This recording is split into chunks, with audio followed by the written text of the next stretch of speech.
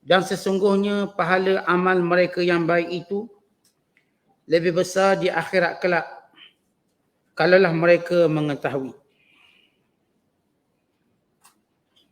Mereka itu ialah orang-orang yang bersabar menanggung kezaliman dan berserah diri kepada Tuhannya. Dan tidaklah kami mengutuskan rasul-rasul sebelummu, wahai Muhammad, melainkan di kalangan orang-orang lelaki yang kami wahyukan kepada mereka. Oleh itu bertanyalah kamu, wahai golongan musyrik, kepada orang-orang yang berpengetahuan agama, jika kamu tidak mengetahui. Kami utuskan rasul-rasul itu membawa keterangan-keterangan yang jelas nyata yang membuktikan kebenaran mereka dan kitab-kitab suci yang menjadi panduan.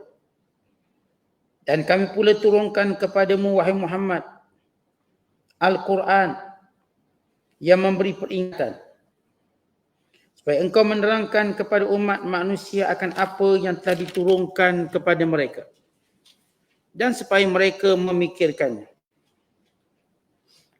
Setelah diterangkan yang demikian, maka adakah orang-orang yang merancang dan melakukan kejahatan-kejahatan itu merasa aman daripada ditimbuskan oleh Allah akan mereka ke dalam bumi?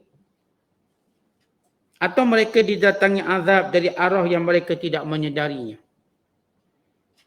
Atau ia membinasakan mereka secara mengejut dalam masa mereka berulang-alik melakukan kerja masing-masing? Kerana sebenarnya mereka tidak akan dapat melemahkan kuasa Allah. Atau ia membinasakan mereka dan harta benda mereka sedikit demi sedikit. Kerana sesungguhnya Tuhan kamu amat melimpah belas kasihan dan rahmatnya. Tidakkah mereka melihat dan memikirkan segala yang telah dijadikan oleh Allah, yang beredar berpindah-pindah, bayang-bayangnya ke kanan dan ke kiri pada pagi dan petang, dan keadaan tunduk menurut peraturan dan kehendak Allah, sedang mereka merendah diri. Dan bagi Allah jualah tunduk sujud apa yang ada di langit dan yang ada di bumi dari makhluk-makhluk yang bergerak serta malaikat, sedang mereka itu tidak berlaku sombong takabur daripada beribadat dan sujud kepadanya. Mereka takut kepada Tuhan mereka yang mengatasi mereka dengan kekuasaannya serta mereka mengerjakan apa yang diperintahkannya. Ayat-ayat yang kita bacakan ini masih lagi berada dalam surah An-Nahl. Surah yang ke-16 pada juzuk yang ke-14. Pada ayat yang ke-41 sehingga ayat ke-50. Ayat-ayat yang kita bacakan ini menjelaskan tentang pahala orang yang berhijrah, meninggalkan kota Mekah bagi menyelamatkan agama, bagi mencari keredaan Allah Subhanahu Wa Taala. Sama ada yang berhijrah ke Habasyah ataupun berhijrah ke Madinah Al-Munawwarah. Dan juga ayat yang kita bacakan ini menceritakan tentang Basyariyatul Rasul. Basyariyatul Rasul, yakni kemanusiaan para Rasul. Bahawa semua Rasul-Rasul semenjak Allah Ta'ala utuskan, tidak pernah ada di kalangan mereka, di kalangan malaikat. Semuanya manusia yang sesuai dengan manusia yang hendak disampaikan dakwah. Dan semua Rasul-Rasul itu ialah lelaki. Tidak ada perempuan. Tidak ada jin. Tidak ada Rasul di kalangan malaikat. Yang ada cuma di kalangan manusia lelaki. Dan itulah sunnatullah yang berlaku sepanjang zaman daripada Rasul dan Nabi yang pertama diturunkan Adam AS sehingga penutup dan penyudah Nabi kita Muhammad sallallahu alaihi wasallam. Kemudian Allah Ta'ala menjelaskan dalam ayat-ayat yang kita bacakan ini tentang muhimmatun Nabi. Muhimmah artinya tugas pada Nabi.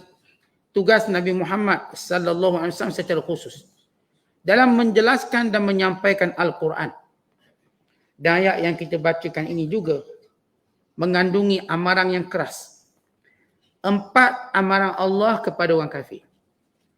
4 jenis azab yang dijanjikan, yang diancam oleh Allah kepada mereka yang menolak kerasulan Nabi Muhammad sallallahu alaihi wasallam, kebenaran Al-Quran dan keimanan terhadap hari kebangkitan, yang merupakan usul dakwah para nabi dan merupakan perkara akidah, yang merupakan perkara yang penting dalam menandakan keimanan seseorang kepada Allah Subhanahu wa taala.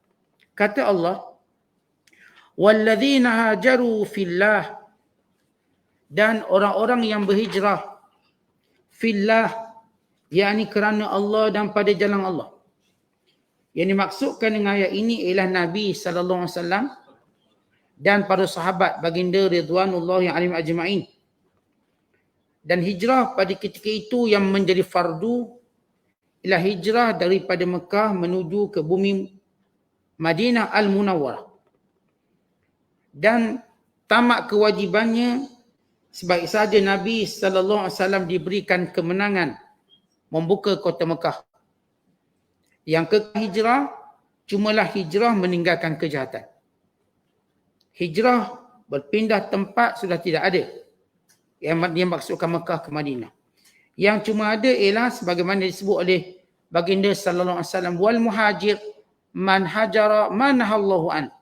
Orang berhijrah yang sebenar meninggalkan perkara yang dilarang oleh Allah Subhanahu wa taala. Maka itu hijrah yang tinggal sampai hari kiamat. Dan kalau kita sebut hijrah dalam definisi yang disebut oleh para ulama, iaitu tarkul watan fi sabilillah li iqamati dinihi.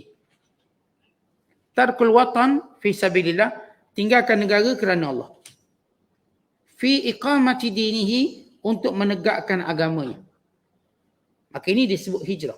Kalau dia pergi sebab nak berniaga, orang tak panggil hijrah. Pergi, ditinggal negeri dia untuk dia menegakkan agama di tempat lain. Maka ini disebut hijrah. Dan kefaduan hijrah itu gugur selepas sahaja Rasulullah mendapat kemenangan. Maka Allah menceritakan, dan orang-orang yang berhijrah pada jalan Allah mim di mazulimu, selepas mereka dizalimi. Kita tahu bahawa bila mereka gagal untuk berhujah dengan baginda sallallahu alaihi wasallam. Kalau kita lihat peringkat-peringkat bagaimana orang kafir menolak dan bagaimana orang kafir menentang Islam. Pada permulaan bila baginda sallallahu alaihi wasallam menyampaikan dakwah, Rasulullah menyampaikan dakwah kepada keluarga yang terdekat. Ini sesuai dengan perintah Allah, wa anzir ashiratakal akrabin. Wahai Muhammad, berilah peringatan kepada keluargamu yang terdekat. Maka baginda sallallahu alaihi wasallam mengumpulkan seluruh butun ataupun keluarganya di Bukit Safa dan menyuruh Sayyidina Ali menyediakan makanan. Dan selepas diberi makanan, maka Rasulullah sallallahu alaihi wasallam mula menyampaikan dakwah dengan berkata, apakah kamu membenarkan aku? Sekiranya aku mengatakan di sebalik bukit ini ada tentera yang hendak menyerang kamu. Maka mereka berkata, ya kami membenarkan. Ma jarrabna minkal kadhib. Sebab engkau tidak pernah berbohong. Kami tak pernah dengar. Maka kami percaya. Lalu kata baginda sallallahu alaihi wasallam, aku ialah pesuruh Allah. Aku ialah Rasulullah. Aku memberi peringatan kepada kamu dengan neraka sekiranya kamu menderhaka padaku, dan syurga sekiranya kau mentaatiku, dengan menyembah Allah yang esa. Maka ketika itulah Abu Lahab bangun mempersendakan Rasulullah dan memberi amaran dengan berkata, tabban laka ya Muhammad, alihadza jama'tana, celaka kamu wahai Muhammad, apakah sebab ni je kamu kumpulkan kami? Maka turun firman Allah Ta'ala, tabbat yada abi lahabin wa tab, telah binasa kedua tangan Abu Lahab, dan sesungguhnya dia binasa. Kerana Abu Lahab waktu itu menuding jari pada Rasulullah. Ditunjuk macam kita tengok orang bila marah tunjuk macam tu. Tabban laka, celaka kamu wahai Muhammad, alihadza jama'tana, sebab ni ke kamu kumpulkan kami? Maka turun firman Allah, tabbat yada abi lahabin wa tab, akan binasa kedua tangan Abu Lahab, dan sememangnya dia akan binasa. Permulaan dakwah Rasulullah ditolak dengan cara kejian dan makian. Kemudian dengan pembohongan. Pada fasa yang kedua, maka orang-orang yang mengikuti Rasulullah mula didera di kalangan hamba-hamba. Seperti Sumayyah, seperti Amir bin Fuhairah, oleh tuannya Ummu Ammar, seperti Bilal bin Rabah, oleh tuannya Umayyah bin Khalaf, seperti Yasir, suami pada Sumayyah dan ayah kepada Ammar, seperti Zinnirah yang didera sehingga buta matanya, dan juga sebahagian besar hamba-hamba yang merupakan Ra'ilul awal, generasi awal yang memeluk Islam. Belum lagi disentuh batang tubuh Rasulullah sallallahu alaihi wasallam. Dan belum lagi disentuh batang tubuh sahabat-sahabat yang merdeka. Masuk fasa yang ketiga. Maka mereka mula melakukan pembantaian kepada semua tanpa mengira yang merdeka atau yang hamba. Maka para sahabat terkena. Kekejaman mereka yang dimulakan dengan pembunuhan ekonomi. Mereka buat satu perjanjian antara semua butun kabilah, melainkan dikecualikan Abu Lahab. Abu Lahab ni daripada suku Bani Hashim, daripada suku Bani Abdul Muttalib. Tapi oleh kerana dia sama kuat menentang, maka dikecualikan. Seperti Fir'aun mengecualikan Qarun dalam penyiksaan kepada Bani Israel. Sebab walaupun Qarun Bani Israel, dia satu mazhab dengan Fir'aun dari sudut menyokong Fir'aun. Maka berlaku pemulauan sehingga orang Islam tidak dibenarkan berjual beli dengan mana-mana orang di dalam atau di luar. Bahkan tidak dibenarkan mereka menjual barang mereka atau dinikahi anak-anak mereka. Ketika itulah kedua-dua anak Rasulullah diceraikan oleh anak Abu Jahal. Menceraikan anak Rasulullah. Kerana pemulauan itu termasuk dalam bab kahwinan. Kalau ada yang kahwin orang Islam, maka kena bercerai. Maka dua anak Rasulullah, iaitu Ruqayyah dan Ummi Kalthum, diceraikan. Dalam apa yang disebut sebagai Amul Muqata'ah, iaitu pemulauan ekonomi yang yastaghriqu thalasa sinin, yang mengambil masa selama 3 tahun. Dan perjanjian itu dilekatkan dalam Kaabah. Maka tak ada seorang yang boleh membatalkannya. Maka bila berlalu 3 tahun, maka berlaku pertolongan Allah SWT. Bila penindasan itu sendiri mula diingkari oleh sebahagian kaum. Dia akan kesian kepada Bani Hashim dan Bani Abdul Muttalib. Dan kepada umat Islam. Kerana bila penderaan kemanusiaan itu begitu teruk, maka kalangan kebanyakan orang tak akan terima benda itu. Akhirnya sebahagian mereka berpakat untuk mengoyakkan surat tersebut.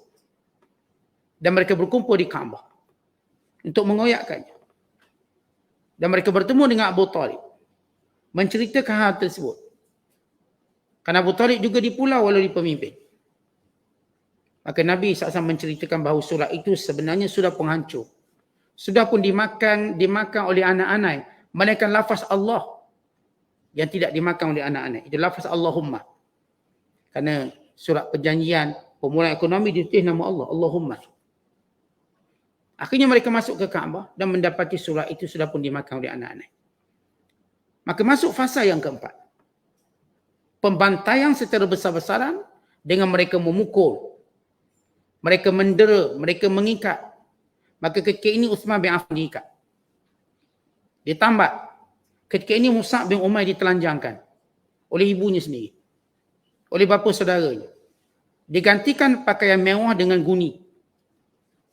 Dan juga dikurung dalam rumah. Fasa ini, mula penindasan itu begitu ketara.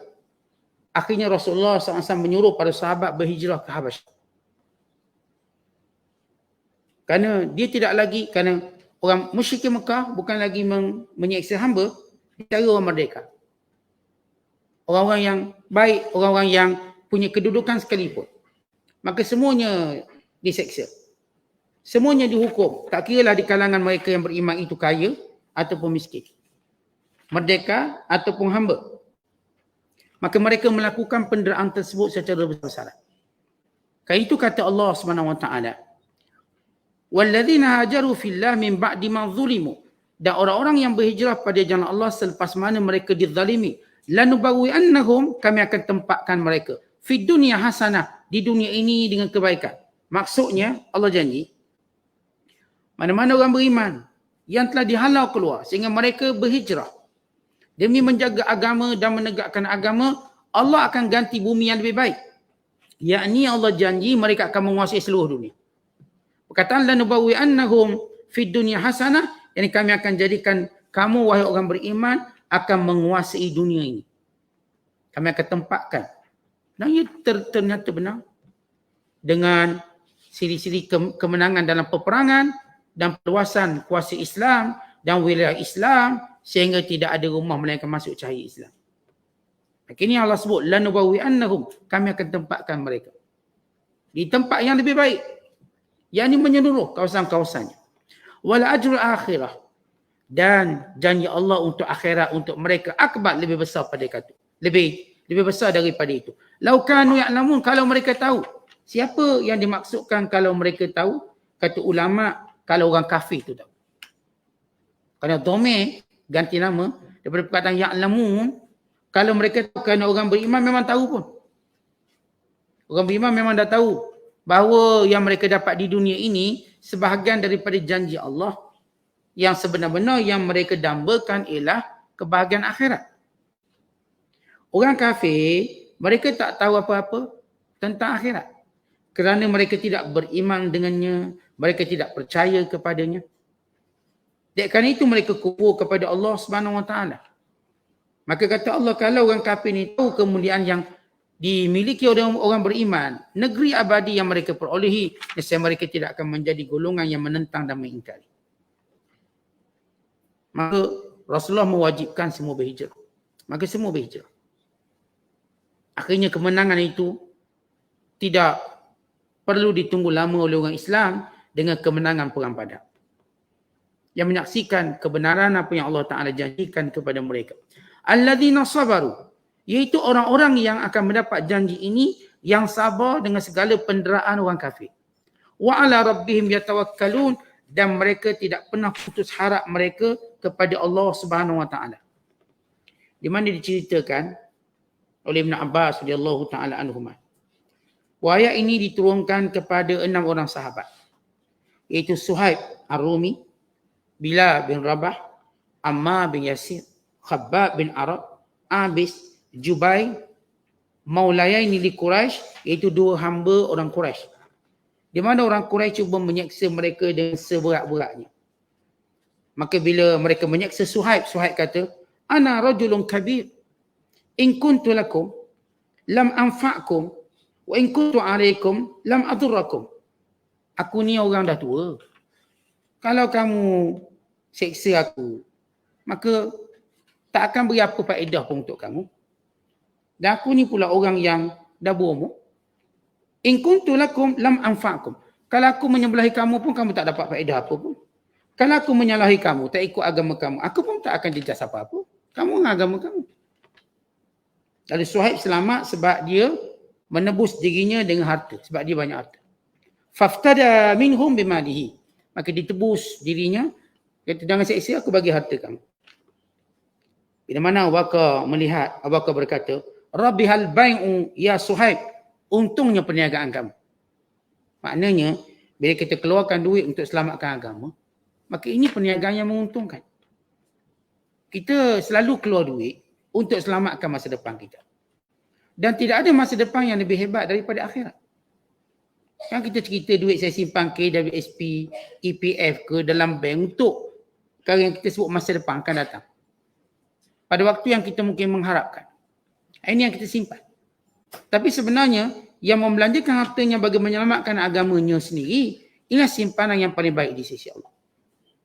Maka kita pun tanya, berapa sen kita belanjakan harta kita untuk selamatkan agama kita? Berapa banyak? Kita mungkin beli insurans nak selamatkan keluarga kita. Kereta nak selamatkan kalau berlaku total loss atau sebagainya, kita boleh claim balik rumah kita, semua benda lah. Kita beli sesuatu, polisi itu dan ini bagi menyelamatkan dunia. Maka apa yang kita lakukan untuk menyelamatkan akhirat? Suhaib digunakan harta untuk selamatkan akhirat. Jangan ada yang menguji yang cuba mendera agamanya. Maka Wakaf kata, Rabiha Suhaib. Untungnya orang meniaga macam ni. Sebab meniaga paling untung meniaga dengan Allah. Meniaga paling untung sekali, meniaga dengan Allah. Yang ni kita meluangkan segala masa, duit kita, harta kita untuk menjaga agama kita, menjaga hubungan kita dengan Allah SWT. Lepas itu bila Imam Abu Hanifah, anaknya belajar ngaji dan pandai Fatihah, maka dibayar kepada guru anaknya dengan 500 dirham. Sejumlah yang besar waktu itu. Bayar 500 keping wang perak ambil. Sebab ajarnya Fatihah. Kan Fatihah ini bagi menjaga agama. Kita Quran ajar macam-macam, RM10 pun mis bayar. Kadang-kadang lah. Mis bayar, nak suruh bagi bonus sebulan gaji jangan tak. Ada RM30 pun mis. Walau benda tu untuk jaga agama anak-anak kita. Anak-anak kita hantar ke fardu ain, hantar sekolah agama. Nak beri, nak bayar, nak keluarkan duit sikit pun kita sayang kadang-kadang. Walau untuk jaga agama dia. Sedangkan perbelanjaan yang paling untung jaga agama. Pelaburan paling untung ialah pelaburan kita labur untuk jaga agama anak kita. Tapi bila kita labur untuk jaga agama anak kita, maka anak kita akan jaga kita hari tua kita. Tapi kalau kita tak labur untuk agama anak kita, anak kita tak sungguh pun belajar agama sebab kita pun tak melabur sungguh. Hari dunia kita labur sungguh. Akhirnya tua nanti dia pun tak peduli kita. Sebab hanya agama yang ajar dia jaga orang tua. Agama yang ajar dia untuk menghormati ibu ayah.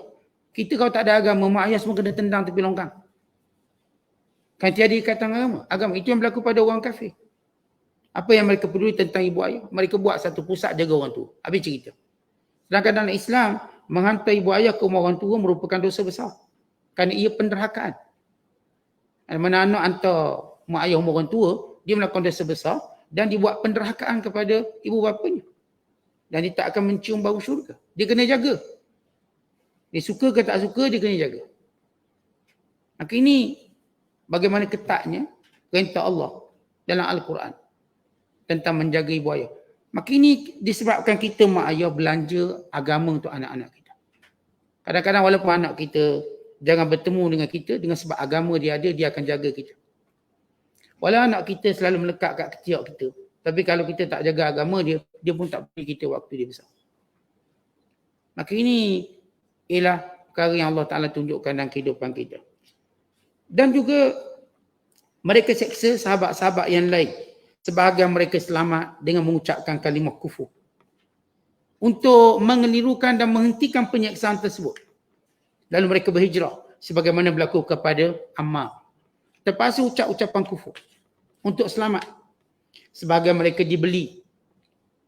Dan dimerdekakan sebagaimana Abu Bakar membeli Bilal bin Rabah. Tapi semua mereka ini antara sahabat yang paling teruk diseksa. Seramai 6 orang ni. Selain yang lain-lain. Kesemua mereka mempunyai cara tersendiri yang menyebabkan mereka dibebaskan daripada penyiksaan tersebut. Sebab itu Allah sebut dalam memuji kesabaran mereka. Alladzina sabaru wa ala rabbihim yatawakkalun. Mereka yang sabar dengan penderaan musyrik Mekah. Dan mereka tidak pernah putus harapan kepada Allah. Wa ma arsalna min qablika illa rijalan nuhi ilaihim. Kami tidak utuskan Rasul sebelum kamu, wahai Muhammad. Melainkan lelaki-lelaki yang kami wahyukan pada mereka. Cerita ayat ini, bila orang kafir Mekah, musyrik Mekah, menimbulkan syubhah yang kelima. Sebab mereka menolak Quran, menolak kerasulan Nabi Muhammad sallallahu alaihi wasallam, menolak wahyu, menolak hari kebangkitan dan semua perkara yang berkait dengan akidah. Mereka juga berkata, kalau benar Allah Ta'ala nak jadikan Nabi, maka Allah patut jadikan Nabi itu di kalangan malaikat. Bukankah Allah itu maha besar? Maka Tuhan yang maha besar tak layak hantar wakilnya itu manusia. Kata mereka, Allahu a'zam min an yakuna rasuluhu basharan. Allah terlalu agung untuk diwakilkan oleh seorang manusia. Kenapa pula kamu manusia, wahai Muhammad, nak jadi wakil Tuhan, Rasul? Bukankah malaikat itu lebih baik? Bukankah malaikat itu lebih bagus, biar malaikat lah. Maka Allah Ta'ala kata, Allah jawab, tidak pernah Rasul yang diutuskan. Melainkan memang mereka ni orang. Dan mereka ni lelaki. Kata Allah, fas'alu ahla dzikr, kamu tanyalah ahli zikir. Tanya Yahudi tu, ahli kitab. Tanya Kristian, ahli kitab. Apakah ada tercatat dalam kitab mereka Rasul itu malaikat? Orang musyrik Mekah, dia orang berkawan Kristian. Kristian di Syam dan Yahudi di Madinah. Mereka ni bila nak lawan Rasulullah SAW, mereka pun tanya juga tentang Nabi-Nabi. Macam mana Nabi? Dan mereka berkongsi soalan daripada Kristian, daripada Yahudi untuk menanyakan pada Rasulullah bagi menguji kenabiannya, tapi bukan untuk beriman. Mereka jadikan ahli kitab sebagai sumber untuk lawan Rasulullah. Maka Allah kata baik, fas'alu ahla dzikr, tanya orang berilmu yang mengetahui tentang sejarah Rasul. Kerana Yahudi tahu Rasul-Rasul. Kristian juga tahu Rasul-Rasul. Apakah ada di kalangan Rasul itu malaikat? Ada ke? Semenjak Adam, sehingga Nabi Isa diangkatkan, semuanya manusia. Kerana itu Allah menyebut, wa ma arsalna min qablik, tidak kami utuskan sebelummu wahai Muhammad, illa, melainkan semuanya rijalan, lelaki, yakni manusia lelaki. Allah menyebut perkataan jamik dan manik. Allah tak sebut melainkan manusia. Nanti bila manusia tanya lagi lelaki ke perempuan, maka itu sebut illa rijalan nuhi ilaihim, melainkan lelaki. Maka dia menjawab dua persoalan. Pertama, lelaki itu mesti manusia. Sebab jantina tidak dinisbahkan pada malaikat. Orang tak kata malaikat itu jantan, betina, lelaki, perempuan, tak ada. Malaikat makhluk Allah yang tidak punya jantina. Dan bila Allah menyebut perkataan rijalan, arti lelaki, daripada perkataan rajul, jamaknya rijal, untuk menunjukkan perempuan pun tak ada. Takut nanti beritahu pula, kenapa tak hantar Rasul perempuan pula? Senang cakap dia menggoda, senang kami ikut. Dia bukan nak ajak, nak goda orang, tapi nak suruh kita fikir. Kalau perempuan ni jadi Rasul, dia tak akan jadikan manusia itu berfikir, sebab dia lebih akan ikut nafsu dia. Sebab kecenderungan manusia atau lelaki melihat perempuan dengan nafsu. Maka sebab itu dia hantar Rasul di kalangan lelaki. Untuk menerangkan. Kemudian kata Allah, fas'alu ahla dzikr in kuntum la ta'lamun. Tanyalah orang-orang yang telah kami berikan kitab sebelum ini. Kalau kamu tak tahu hal ni, tak perlu nak bercakap bodoh. Kita kalau nak berdebat dengan orang, biar ada ilmu, biar tahu asas. Bila kita nak kononnya mengkritik orang, biar kritik kita atas asas ilmu. Kalau kita kritik orang bukan asas ilmu, kritik sesuatu bukan asas pengetahuan, seperti kita tepuk air dalam dulang, akan terpercik muka sendiri. Seperti meludah ke langit. Jadi kamu orang musyrik Mekah, kawan kamu kan Yahudi. Kawan kamu kan Kristian. Dan kami juga turunkan pada mereka kitab. Sebelum mereka selewengkan. Tanya mereka apakah ada Rasul di kalangan malaikat. Maka jawapan padu dan padat. Yang menunjukkannya. Bil bayyinat. Mereka semuanya bawa keterangan. Yang hujah. Waz zubur. Zubur makna kitab. Bila kita sebut zabartul kitabah, saya menulis. Zabartul kitab, saya tulis buku. Jadi saya tulis tulisan dalam buku. Perkataan zabar. Dia daripada perkataan zaburun, jamaknya zubur. Zabur juga kita katakan nama kitab Zabur yang diturunkan oleh Allah kepada Nabi Musa. Makna Zabur ialah yang tertulis. Orang Arab bila sebut zabartul kitab, mana aku tulis buku. Zabur satu buku, Az-Zubur yakni buku-buku, yakni kitab-kitab. Kata Allah bil bayyinat, semua rasul-rasul tadi mereka bawa keterangan yang jelas menjawab semua syubhat, segala kekeliruan, menjawab segala kebodohan. Kerana para rasul ini Allah berikan kepada mereka sifat fatanah, kecerdikan. Kerana yang cerdik dia boleh berhujah. Dan Allah berikan kepada mereka sifat tabligh, menyampaikan tanpa sembunyi dan tanpa menyimpan mana-mana yang perlu mereka simpan. Semua dijelaskan dengan sejelas-jelasnya. Waz-Zubur dan kitab. Wa anzalna ilaika dzikr, dan demikian kami turunkan kepadamu wahai Muhammad. Sebagaimana rasul-rasul dulu diturunkan kitab, suhuf, Zabur, Injil, demikian diturunkan kepadamu az-zikr. Az-zikr di sini ialah Al-Quran. Kenapa disebut perkataan az-zikr? Baik, Al-Quran, kalau kita lihat makna secara literally-nya, Al-Quran itulah sesuatu yang dibaca. Az-zikr dinamakan, kata ulama tafsir, summiya zikran li'annahu mau'izatun wa tanbih. Dinamakan zikr. Apa maksud zikir? Kerana ia mengandungi pengajaran dan mengandungi tambih, peringatan. Quran yang dibaca ini bukan sekadar bacaan. Ia adalah zikir. Apa itu zikir? Tolong peringat. Tolong beritahu. Tolong ingatkan kamu, Tuhan kamu tu Allah, bukan berhala. Tolong ingatkan kamu, dunia ni sementara, bukan kekal selama. Tolong ingatkan kamu bahawa Rasul-Rasul ini utusan Allah. Sila beriman padanya, sila percaya.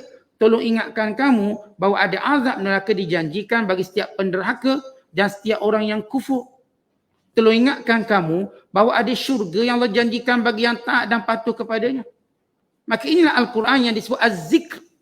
Dan ayat yang lain Allah berfirman, Inna nahnu nazzalna dzikr wa inna lahu lahafizun. Sesungguhnya kamilah yang menurunkan Az-Zikr dan kamilah yang memelihara dan menjaganya. Az-Zikr di sini Quran. Fadzakir fa inna dzikra tanfa'ul mu'minin. Dan teruslah beri peringatan kerana peringatan itu senantiasa memberi manfaat kepada manusia.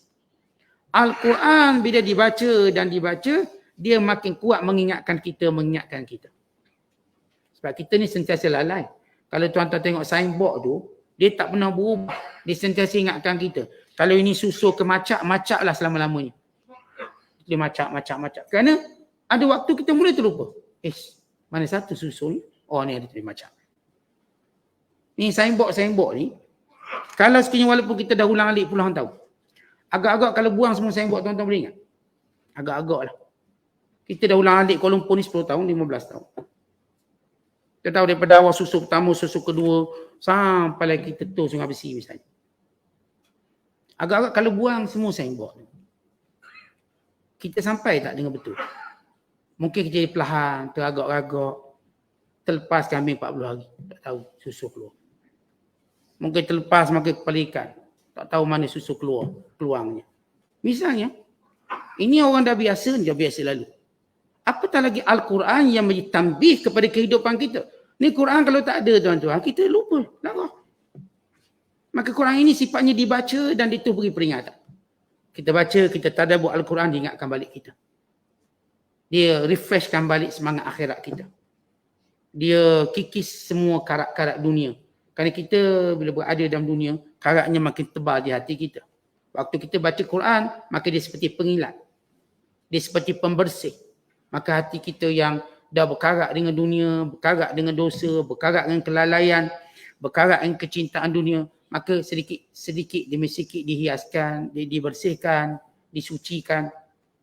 Maka kerana itu Al-Quran bersifat Az-Zikr, yakni pemberi peringatan. Kata Allah lagi, litubayyina linnas, untuk kamu terangkan pada manusia, manuzzila ilaihim, apa yang diturunkan kepada mereka, wala'allahum yatafakkarun, supaya mereka berfikir. Kerana Islam asasnya ialah mengajak manusia berfikir. Kerana tidak ada anugerah paling agung yang Allah berikan pada manusia selain daripada akal mereka. Dan dengannya mereka boleh mengenal Allah. Dengannya mereka akan mempercayai kebenaran yang dibawa oleh para Nabi, yang dibawa oleh Nabi Muhammad SAW. Dia isunya ialah tafakur. Sebab itu berfikir sesaat lebih baik daripada ibadat-ibadat sunat yang lain. Kerana bila berfikir tadi menjadikan kita berubah. Kata orang kalau kita berniaga, nampak suang-suang kuku, kita duduk sekejap dan kita fikir. Akhirnya berubah. Kita ni tuan-tuan kalau tiap-tiap hari lemah semangat, cuba duduk sekejap dan berfikir. Pasti kita dapat membina kembali semangat kita. Kita masalah kita bila kita makin arah tua ni kita makin kurang berfikir. Orang lain kena ajar kita fikir pula. Akhirnya kita tinggal satu lagi tali hayat kita, majlis ilmu. Majlis ilmu ni ajar kita fikir. Ni kalau tak ada majlis ilmu kita tak terfikir sampai sudah. Banyak benda kita tak fikir ni. Sebab manusia ni dia dah, bila dia rutinnya begitu setiap hari, akhir bangun tidur, makan tidur balik. Kena pula dalam menghabiskan waktu-waktu pencen. Maka dia seperti tunggu pegang remote kat tangan dah, zikir situ je lah. Tengok situ dah sampai mati. Kerana manusia dia akan sampai peringkat cara kita berfikir mula menurun. Sebab ke mana kita rasa kita dah tak boleh bersaing dengan dunia, kita dah kurang berfikir. Dah tua, dulu bersaing, fikir macam mana nak jadi pengetua. Saing. Dulu. Sekarang dah habis dah pencen. Nak fikir lagi nak jadi pengetua? Tak ada. Kita pun dah tak berapa, kita punya otak dah tumpul. Dulu waktu meniaga fikir macam mana nak maju, dah tua nak fikir apa? Banyak benda kita dah tinggalkan berfikir. Kita dah kahwin lama, last kali tak nak fikir apa dah, biarlah. Orang tua tu buat kerja dia, kita buat kerja kita. Dah tak fikir. Dia nama suami isteri tapi dia main panggil orang tua je. Yang ni ke utara, yang ni ke selatan. Seorang ke kiri, seorang ke kanan. Anak tak tahu nak ikut siapa. Tak nak ikut siapa. Sebab apa? Waktu tu dia dah malah fikir, bawa aku nak bawa diri aku, mau bawa dirimu. Dia lupa dia suami isteri. Dia lupa tanggungjawab suami isteri. Ini berlaku pada kita. Kita akan mengalami satu proses malas berfikir. Saya kata kita dah habis kerja, dah habis jawatan, pencen, nak fikir lagi? Tak fikir dah Ustaz, malah fikir-fikir lah. Dulu fikir banyak, nak betulkan anak bangsa, nak betulkan anak murid. Sekarang dah tak ada anak murid betul siapa Ustaz? Dia tak nak fikir. Kerana itu datang Al-Quran mengajak kita berfikir dan terus berfikir dan jangan berhenti berfikir. Kerana kita ada benda-benda besar untuk kita fikir. Dalam perjalanan kita menuju ke alam barzakh, sesuatu yang kita perlu fikirkan. Persiapan kita untuk alam barzakh, ini satu benda yang besar untuk kita fikirkan. Persiapan kita pada hari kebangkitan. Dan segala amalan yang kita buat, apakah Allah terima atau tidak, menjadikan kita berfikir. Dosa-dosa, apakah dia menjadi penyebab kita dimurkai oleh Allah? Maka orang beriman sibuk berfikir. Maka Al-Quran memimpin, memandu mereka berfikir. Dengan cara betul. Sebab itu Al-Quran ni bukan silibus untuk sekolah dah, bukan silibus sekolah menengah, bukan silibus universiti, tapi silibus kehidupan manusia. Tanpa mengira usia. Kalau kita belajar sekolah, dia ada silibus sekolah rendah, silibus sekolah menengah, college, universiti. Habis silibus habislah. Cikgu tu pun dia nak habis silibus. Dan budak ni pun sama. Dia punya aim, target dia, hadaf dia. Cuma periksa. Untuk dia bina satu kehidupan kecil dia. Kehidupan yang boleh jadikan dia boleh beli rumah, beli kenderaan dan ada pendapatan tetap setiap bulan. Itulah kehidupan kecil. Itulah yang diperjuangkan oleh seluruh manusia yang jiwanya kosong daripada mengingati Allah. Untuk membina satu dunia kecil, beli rumah 20-70, beli kereta yang panjangnya mungkin 2,5 meter, boleh duduk 2 orang ke 4 orang, kemudian ada income bulanan tetap, dah cukup. Walau kita diutuskan di dunia, kita dihidupkan di dunia untuk berfikir suatu benda yang besar. Sebab itu Al-Quran pimpin kita. Hudan lil muttaqin, petunjuk kepada orang bertakwa. Maka Rasulullah menjadi mentor kita dalam menerangkan, menjelaskan bagaimana seharusnya kita memahami Al-Quran. Sebab itu Allah menyebut, ditubayyana linnas, untuk kamu terangkan pada manusia. Manuzila ilaihim, yang diturunkan kepada mereka apa maksud dan apa muradnya, apa yang dikehendakinya. Wala'allahum yatafakkarun, supaya mereka berfikir. Afa aminal ladzina makaru sayyi'at. Ya Allah beri 4 amaran.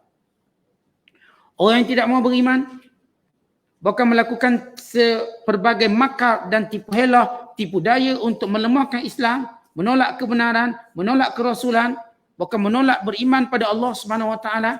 Mereka tuduh, mereka kata macam-macam. Maka kata Allah kepada mereka, afa amina, apakah aman? Apakah rasa aman? Alladzina makaru sayyi'at, orang-orang yang buat jahat itu, yakni orang-orang yang menolak kebenaran yang datang daripada Allah. Mereka rasa aman ke bahawa mereka tidak akan diazab oleh Allah? Allah tawarkan pada mereka, Allah ancam pada mereka 4 azab. Yang pertama kata Allah, an yaksifallah bihumul ard. Allah telan mereka daripada dalam bumi. Maknanya ada gempa bumi, Allah telan mereka ke bawah. Telan rumah mereka, telan bangunan mereka, telan kekayaan mereka, telan hasil pertanian mereka. Akhir semua ditelan dalam tanah. Sebagaimana Allah musnahkan Qarun. Allah musnahkan kaum-kaum terdahulu dengan gempa bumi. Tuan-tuan tengoklah bila berlaku gempa bumi. Ni lebih kurang 2 atau 3 jam gempa bumi berlaku di Christchurch di New Zealand, menelan kos pembikinan $2 bilion USD. 2-3 jam. Allah telang harta, telang bangunan. Berapa kos pembaikan pulih? $2 bilion USD. 2,000 juta USD, darab pula 4. Dah 8 bilion. 8 bilion. Sekejap je ambil, 2 jam je. Ni nak dapat 1 bilion habis umur. Kata Allah, mereka-mereka menentang Allah, apakah mereka rasa aman? Kalau Allah dah hantar pada mereka gempa bumi, yang hancurkan semua. Ni Jepun dia buat bangunan tahan gempa. Kita masih ingat sekitar akhir 90-an, gempa bumi di Kobe, bandar industri Jepun, yang menyaksikan bangunan yang mampu menahan gegar, jalan yang mampu menahan gegar, akhir semua hancur, terbalik, terlingkup. Habis. Kata Allah, apakah mereka merasa aman dengan kufur pada Allah? Mereka silap. Orang yang paling tidak aman sekali di dunia ialah orang yang kufur pada Allah. Kerana azab Allah sedang menanti mereka. Kita dah sebut sebelum ini. Wa imma Allah dah hantar malakul maut mencabut nyawa mereka, atau datang azab istiqsal yang menghancurkan semuanya, termasuk harta benda mereka, anak pinak mereka. Maka ini contoh azab istiqsal. Apa itu istiqsal? Maknanya azab yang menyeluruh merata. Kena belaka. Anak bini, harta benda. Yang satu azab datang malakul maut. Itu mungkin dia je kena. Malaikat ambil nyawa dia. Tapi datang juga azab istiqsal yang Allah sebut. Satunya ialah telan bumi. Yang kedua, kata Allah, au ya'tiyahumul azab min haitsu la yash'urun, atau datang azab tanpa mereka sedar. Tengah seronok main, tengah itu datang tsunami, datang puting beliung, datang banjir. Yang mereka tak jangka. Tetapi bila kita sebut bencana alam, bila kita sebutlah semua benda ni, ini semua orang tak bersedia. Datang taufan Katrina yang menyerang mereka syarikat. Mengejutkan seluruh rakyat Amerika. Yang menyebabkan jutaan manusia terpaksa meninggalkan tempat tinggal. Tak pernah mereka fikir ini taufan Katrina. Dia taufan semua nama perempuan. Dia tak, nama taufan ni semua nama perempuan-perempuan. Katrina. Maksudnya perempuan ni tak boleh dijangka bila dia mengamuk. Macam gitulah dia. Maka hancur semua. Habis tentera, habis polis tak boleh tolong. Ini yang disebut oleh Allah. Min haitsu la yash'urun, tanpa mereka sedar. Yang ketiga, au ya'khudhahum fi takallubihim fama hum mu'jizin. Atau Allah Taala memusnahkan mereka ketika mereka sibuk bekerja. Tak seronok kerja, seronok ya, kerana waktu aman, waktu mereka bekerja, maka datang bala masa itu. Dan mereka tak boleh melepaskan diri. Au ya'khudhahum ala takawufin, atau Allah ambil sedikit demi sedikit mereka. Sikit-sikit Allah ambil nikmat-nikmat tersebut. Yang disebut ayat-ayat yang lain, sanastadrijuhum min haitsu la ya'lamun wa umli lahum inna kaidi matin. Kami akan tarik sedikit demi sedikit. Nikmat yang kami bagi, kami tarik sikit. Akhirnya semua habis. Dan kami sengaja memberi tempoh pada mereka. Tapi bila datang azab kami pada mereka, maka azab yang tidak boleh mereka berlepas diri padanya. Ini Allah kata sama ada gempa bumi, atau datang azab yang mereka tak jangka, atau datang azab ketika mereka sibuk bekerja, atau diambil sedikit demi sedikit sehingga hilang semua. Ini bentuk azab yang Allah janjikan pada mereka. Kemudian kata Allah, au fa inna rabbakum la raufur rahim, sesungguhnya Tuhan kamu rauf, pengampun dan rahim. Allahumma illa, melainkan kamu bertaubat, melainkan kamu memilih Islam, Allah itu pengampun dan Allah itu penyayang. Menjadi kebiasaan Al-Quran, bila Allah ancam azab, Allah sentiasa menyebut tawaran pengampunan. Allah sentiasa menyebut tawaran pengampunan. Awalam yarau, tidakkah mereka melihat? Ila ma khalaqallahu min syai', makhluk-makhluk Allah yang Allah Ta'ala ciptakan, yatafayya'u zilaluhu anil yamin. Contohnya bayang yang bergerak ke kanan dan ke kiri. Sujadan lillah, mentaati peraturan Allah. Wahum dakhirun. Dalam keadaan mereka ini patuh kepada Allah Subhanahu Wa Ta'ala, dalam keadaan mereka mengikut perintah Allah Subhanahu Wa Ta'ala. Bila Allah Ta'ala menyatakan, tengok, ni semua makhluk-makhluk Allah ini dalam keadaan dakhirun. Apa maksud dakhirun? Saghirun munqadun. Saghirun merendah diri. Semua makhluk Allah, tengok bayang sebagai contoh. Bayang kamu. Yatafayya'u zilaluhu. Ni bayang ni sentiasa beralih arah. Anil yamin wa anil syama'il. Kejap kanan, kejap kiri. Kita tengok bayang kita. Kanan, kiri. Bayang ini tidak pernah menyalahi sunnatullah pada dia. Makhluk Allah semua ikut peraturan Allah dan tidak menyalahinya. Dalam keadaan tunduk dan patuh. Ini makhluk yang tak bernyawa boleh ikut. Kemudian kata Allah lagi, walillah, dan sebenarnya bagi Allah itu yasjudu, telah sujud, ma fis samawati wa ma fil ard, semua yang berada di langit di kalangan malaikatnya, wa ma fil ard, dan apa sahaja yang berada di bumi selain kamu wahai manusia. Min dabbatin, daripada segala binatang yang melata, segala haiwan yang bergerak, yang merangkak, yang bergerak atas muka bumi ini, wal malaikah, dan malaikat. Wahum la yastakibun, sifat malaikat, mereka tidak pernah sombong. Maksudnya tidak pernah membantah perintah Allah. La ya'suna Allah ma amarahum wa yaf'aluna ma yu'marun. Sebagaimana Allah sebut surah yang lain, surah At-Tahrim. Mereka malaikat tidak pernah mengingkari apa yang Allah perintahkan kepada mereka. Yakhafuna rabbahum. Semua makhluk Allah ini takut pada Tuhan mereka. Min fawqihim, yang menguasai mereka. Maksud di atas mereka, yang menguasai mereka. Wa yaf'aluna ma yu'marun. Semua makhluk Allah ini mengikut perintah Allah. Maka kamu segelintir manusia yang kufur, yang keras kepala. Cuba tengok sistem alam ini semua patuh pada perintah Allah. Lihat malam dan siang, bagaimana ia silih berganti tanpa tersilap, tanpa tersalah. Lihat bagaimana naiknya bulan, bagaimana naiknya matahari serta tenggelamnya. Lihat bagaimana bayang ke kanan, ke kiri, ke depan, ke belakang mengikut peraturan Allah. Lihat semua angin yang bertiup, yang membawa menjadi proses pendebungan, tanaman yang hidup, yang tumbuh, hujan yang turun. Ini semua makhluk Allah ikut sistem yang Allah tetapkan. Maka di mana kamu di hadapan ketaatan kepada Allah? Ini yang malaikat yang kamu nak suruh jadi nabi, dia rasul ni. Ini malaikat tak pernah sombong macam kamu. Bahkan mereka patuh kepada perintah Allah. Maka tidak ada poin untuk kamu menolak kerasulan Nabi Muhammad SAW. Bahkan Allah Ta'ala mengingatkan dengan 4 amaran azab. Bahkan Allah tunjuk, lihat kebodohan kamu. Kalau makhluk lain yang tak punya akal macam kamu boleh taat dan patuh pada Allah. Takkan kamu ada akal tak boleh guna? Untuk fikir bahawa sekutu Allah tak layak disekutukan. Sekutu-sekutu Allah tak layak kamu sembah. Untuk kamu lihat sistem hidup. Sebab itu persoalan yang kita selalu tanya kepada orang kafir, mana cacat celanya perintah dalam agama kita? Wa imma pengharaman judi ke, pengharaman pendedang aurat ke, di mana kekurangannya, mana silapnya? Kat mana mudaratnya? Syariat puasa ke, syariat sembahyang ke, kat mana? Berbanding apa yang kamu lakukan penuh mudarat. Agama yang kamu ciptakan dengan hawa nafsu kamu, yang perintah dan larangannya mengandungi mudarat pada kamu. Yang satu tak bagi kahwin, maka mudarat. Yang satu menghina kulit itu, kulit ini menjadi mudarat. Lihatlah bagaimana kebijaksanaan, bagaimana segala ketundukan, bagaimana segala kehebatan syariat untuk kamu berfikir tentang kebenaran Islam, bukan tentang kebenaran Nabi Muhammad SAW. Wallahu a'lam bishawab. Assalamualaikum warahmatullahi wabarakatuh.